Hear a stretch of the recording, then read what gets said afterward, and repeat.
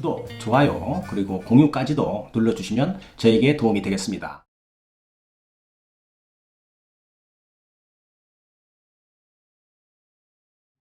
안녕하십니까. 언제나 새로운 소식, 유익한 정보, 그리고 확실한 결론까지로 교통사고 피해자에게 도움을 드리는 요국장TV입니다. 김 PD님, 2020년 3월 25일 민식이법이 전격적으로 시행이 됐는데요. 이 법을 얼마나 알고 계신가요? 일전에 저희가 영상 촬영 한번 했을 때 네. 알려주신 정도로 알고 그렇죠, 있습니다. 그렇죠. 그때 민식이법이 무섭다는 거 설명 다 드렸죠. 네. 또 이 법이 시행이 됨으로써 만약 사고로 인해서 말이죠, 인명 피해가 생긴다고 한다면 네. 가해자는 어떤 경제적인 손실이 예상이 되는지 아마 매우 궁금할 겁니다. 네. 이 점을 말이죠, 집중적으로 설명해 드리겠습니다. 그래서 이 법이 얼마나 무서운지, 얼마나 경제적으로 큰 충격이 오는 것인지 설명을 드리도록 하겠습니다. 네. 첫 번째인데요. 형사처벌이 무섭다, 이렇게 타이틀을 달았습니다. 이 문제는 말이죠, 저번 영상 39번입니다. 아주 잘 설명을 해놨습니다. 또한 이런 법적인 문제는 말이죠, 경찰이나 검찰, 법원에서 처리가 되는 문제입니다. 이번 영상에서는 반복해서 설명하지는 않겠습니다. 일반적으로 어린이 보호구역에서 가해자가 매우 명심해야 할 경제적인 문제, 이것을 집중적으로 설명하고 운전을 조심하지 않으면 얼마나 큰 경제적인 대가를 치르게 되는지를 현실감 있게 설명을 해드리도록 하겠습니다. 두 번째인데요. 방금 말씀드린 경제적인 손실이 너무 클 수 있다 라는 주제로 설명을 드릴까 합니다. 이 문제 집중적으로 설명할 겁니다. 잘 들어보세요. 전에도 39번 영상에서 말이죠, 법이 국회를 통과한 시점에 영상을 올려드렸는데요. 이제 드디어 2020년 3월 25일 날 전격적으로 이 법이 시행이 된 것입니다. 이미 법 시행이 되었다면 운전자들은 어떤 대비가 필요하고 불가항력적으로라도 사고가 난다 하더라도 어떤 경제적인 손실이 올 수 있는지 알아보는 시간을 갖도록 하겠습니다. 첫 번째입니다. 사망사고에 대한 건데요. 가해자 입장에서 어떻게 해야 할까요? 사망사고가 났다면 참으로 암담할 겁니다. 네. 종합보험에 가입이 되었다면 민사적인 것은 보험회사에서 처리해주면 되죠. 네. 그런데 형사적인 처벌과 형사 합의에 대한 것은 일반적인 상식을 넘어서는 그런 형태로 이루어질 수가 있다, 이렇게 예상을 해봅니다. 네. 자, 김 PD님, 전에 제가 사망사고가 나게 되면 말이죠, 가해자가 피해자와 형사 합의를 하는데 어느 정도의 금액으로 합의가 이루어지는지 이렇게 설명해 드린 적이 있는데 기억나시나요? 네, 기억납니다. 네. 국장님께서 사망사고 시에 형사합의금이 정해진 것은 딱히 없지만은 그때 말씀하시길 대략 4, 5천만 원 정도라고 말씀하셨습니다. 네, 기억나시네요. 네네. 네, 그래요. 일반적인 교통사고로 사망사고가 났다면 그렇게 됩니다. 네. 그런데 말입니다, 어린이 보호구역에서 사망사고가 발생하면 말이죠, 이런 논리가 깨질 수가 있다는 것입니다. 한마디로 말하면 피해자 측에서 부르는 대로 합의금을 줄 수밖에 없다는 거예요. 네. 제 개인적인 생각인데요. 아마도 1억 이상 형사 합의금을 요구할 수도 있을 겁니다. 네. 경우에 따라서는 훨씬 많은 금액도 요구할 수가 있어요. 네. 이런 금액이 현실적으로 얼마나 큰 금액입니까? 일반적으로 그런 돈을 갖고 있는 사람도 있겠어요? 네. 왜냐하면 왜냐하면 말이죠, 제가 뭐라고 했나요? 형사 합의의 정의는 전에 영상에서도 여러 번 말씀드렸습니다. 형사 합의는 가해자가 자신의 형사적인 처벌을 낮추기 위한 수단으로 합의가 이루어진다고 말씀을 드렸는데요. 네. 자, 기억하시죠? 네.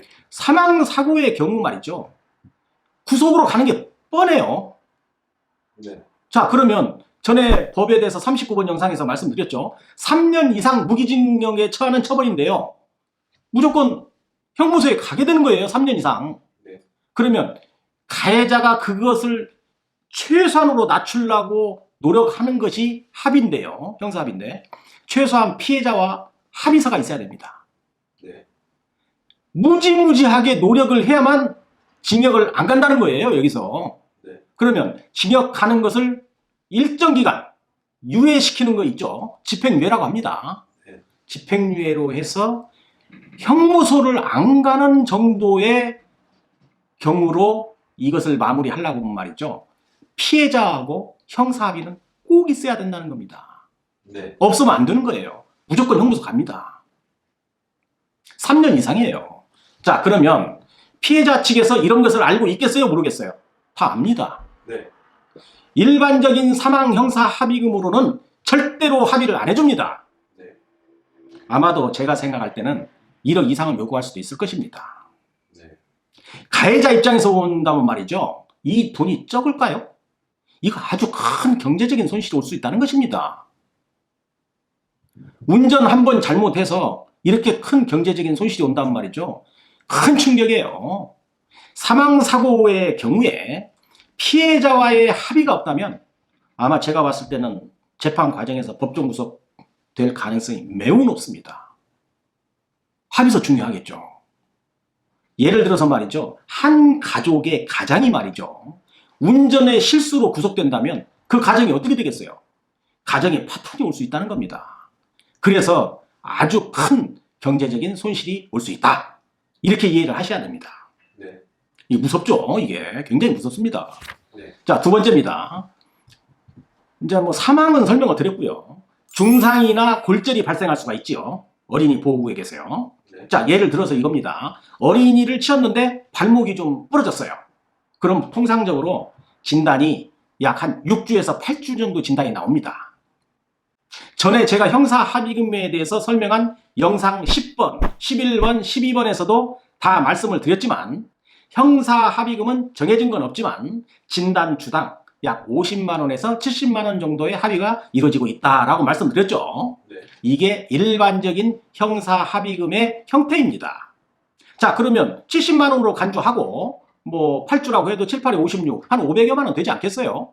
네. 그런데 어린이 보호구역에서 6주나 8주 정도 진단이 나오는 골절 환자라고 한다면 제 개인적인 생각인데요. 형사 합의금으로 아마도 2천만 원 이상은 요구할 것입니다. 네. 합의금이 몇 배가 늘어나는 것이죠? 네. 뭐 한 4배 이상 늘어나죠, 지금. 이게 적은 돈입니까? 이거 굉장히 큰 돈입니다. 일반 상식을 벗어나는 그런 경제적인 손실이 올 수 있다는 것에 명심해야 됩니다. 네. 세 번째죠. 이제 아주 가벼운 경상입니다. 즉, 진단 2주, 3주 이런 진단은 많이 나올 수가 있죠. 전체 사고의 약 90%가 되니까요. 아주 기본적인 진단입니다. 이런 경우는 말이죠. 요즘 추세가요. 예전하고 좀 바뀌었습니다. 이런 경상은 말이죠.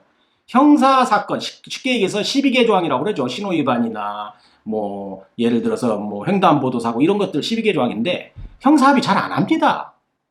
가해자들이 뭐 기소가 되고 이렇게 해도 벌금 내고 이렇게 해결하려고 하지 피해자에게 가서 막 굽신거리고 뭐 이렇게 하는 것을 좀 피곤해 합니다. 네. 그래서 요즘에는 벌금으로 내겠다고 하는 가해자가 좀 많거든요.